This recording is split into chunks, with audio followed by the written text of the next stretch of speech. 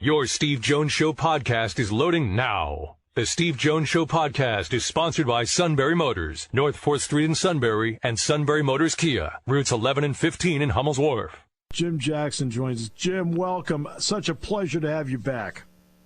Great to be back. All right. So, beat the expansion team, then they beat the Bruins. Okay.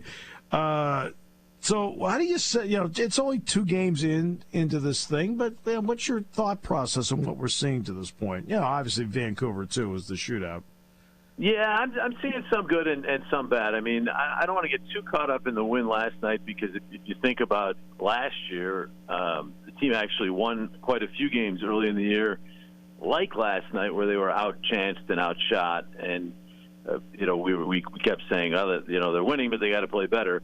I mean, I don't think last night was exactly like that because there were some real good signs, but, they weren't. It wasn't like the Flyers dominated the Bruins by how you would think looking at the final score. So I'm cautiously optimistic.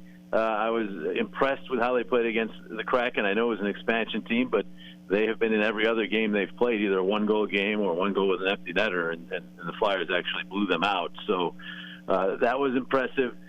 When you look deeper inside of how they're getting to the results, I think that's where you're more optimistic because you're seeing a lot of real good contributions from some of the newcomers, and you're seeing signs that some of the players who took a step back last year are perhaps ready to get back to where they were and then some this year, like Travis Konechny. So I think there are some real good signs, and you get 5 out of 6 points in your first 3 games, you can't complain too much. No. That's good. No, that's a good start.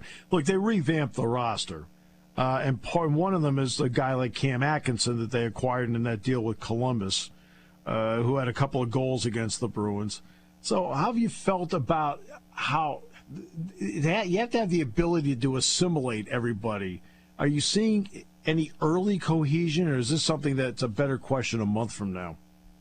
Well, it will be a better question in a month for sure, but with what we have for evidence right now, genuinely a small sample size, obviously, but I really like what I've seen from certain aspects of the newcomers meshing in. The 2 most notable are Atkinson and Brassard, who actually aren't newcomers to each other. They played in the same line in Columbus back when Atkinson's career was just starting. But then you throw Farabee on that line, and that has just been a tremendous line. They really have looked good. They spend most of the time in the offensive zone. They've produced. And, this is a line that's only together because Kevin Hayes is injured. So it's really been, I think, their best line so far through the first 3 games. I guess we should call it the FAB line at this point, right? FAB, that word. So, sure, let's have fun with it. Yeah, as long as they're playing well, it's the FAB line. But so there's certainly good signs in how Brassard and Atkinson have mixed in. And then Ryan Ellis and Ivan Provorov have looked really good as a top pair defensively. And that was so important that they find a good defense mate for Provorov. Missed Matt Niskanen, of course, last year, and they went out and got Ellis, and he's just everything that Niskanen is, and maybe even a little bit better. I mean, he's just a really good player. So that part has meshed really well too. And hey, you can't complain with Martin Jones for his performance either. He had to make a lot of saves last night, and he got his team the victory and made some big stops. So yeah, you're seeing signs of the newcomers fitting in. There's still other areas where it has to get better, and that's what they're going to work on here. Is that they work through this early season schedule, which is one of a lot of breaks, a lot of days off, which they better enjoy now because it's going to get hectic. Yeah, it's going to get hectic. But you take somebody like, for example, the left winger Joel Farabee, 3rd year with the club, Sean Couturier. I mean, you're talking about guys that have been mainstays for them. What are you seeing from those 2 guys early on? Because Farabee had a big play last night where he fed Atkinson for a goal. Yeah, Farabee's, he's had multiple point games in each of the first 3 games. If he does it Saturday night, he'll be only the 2nd Flyer ever to do that. So he's off to a great start production-wise. But really, when you look at Joel, you're looking at a guy who had taken a big step last year, one of the few Flyers who did that, and seems to, and it's very early again, in small sample size, but seems to be taking another step. And they rewarded him with a long-term contract in the offseason, which you don't usually see for a 20-year-old, or you're starting to see more of them now in the NHL. But Usually it was, let them play out their entry level and then give them a bridge deal a couple of years and get them to free agency and see what happens. But they went ahead and signed him to a long-term deal. They're confident that he wasn't going to get full of himself off of his good performance last year when he led the team in goals. And I think they were right. He really looks like he's poised for a big year. So all thumbs up on Joel. And Couturier, he had to play last night almost every shift against the perfection line from Boston, the Bergeron and the Marchand and Pasternak line. So you had to think, okay, if he can at least control them or at least slow them down, they had a chance to win.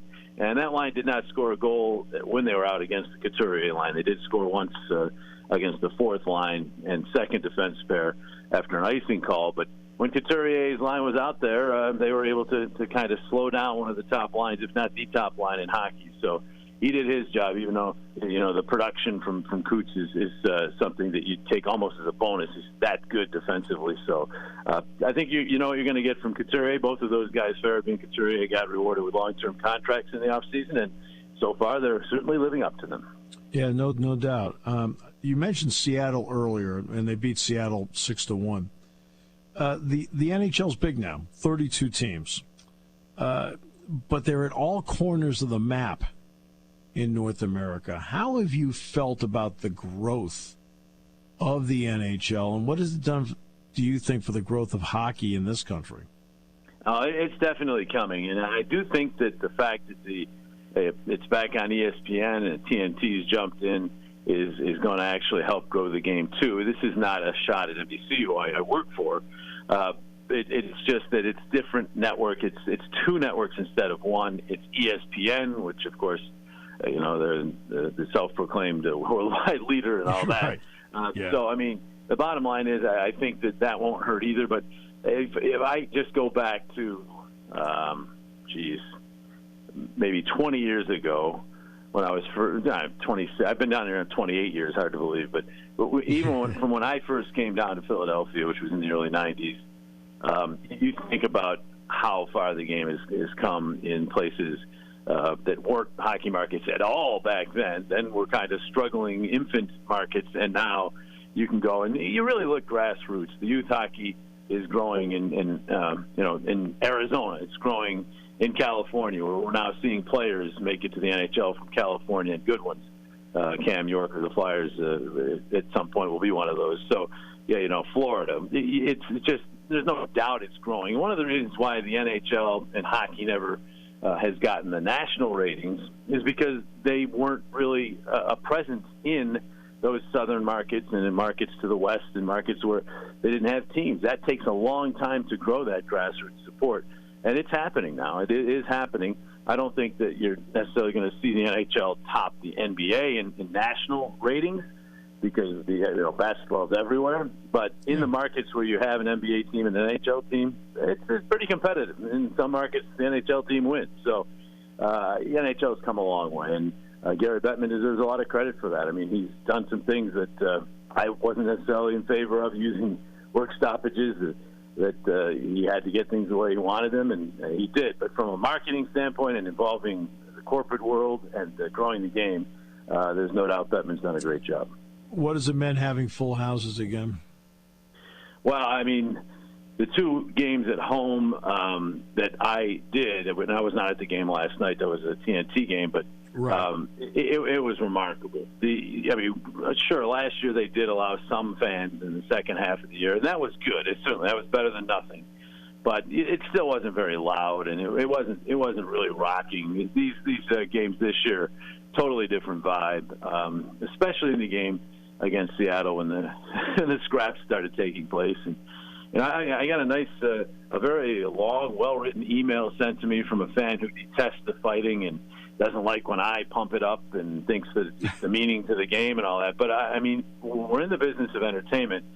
You just have to look at MMA. You have to just look at WFC. I mean, look at all these things that are where there's more fighting than in hockey, and they're still popular. I mean, I don't want to get into the anti-fighting argument, but the bottom line is that place when Nick Seeler got up and was roaring, and when Nate Thompson went after Bastian, who had gone after Giroux, the place was electric. I mean, as much as when they score goals. So it was fun to feel that again, because it seems like it's been more than just a couple of years. It felt like about 5 years since we've had that kind of electricity. It was great.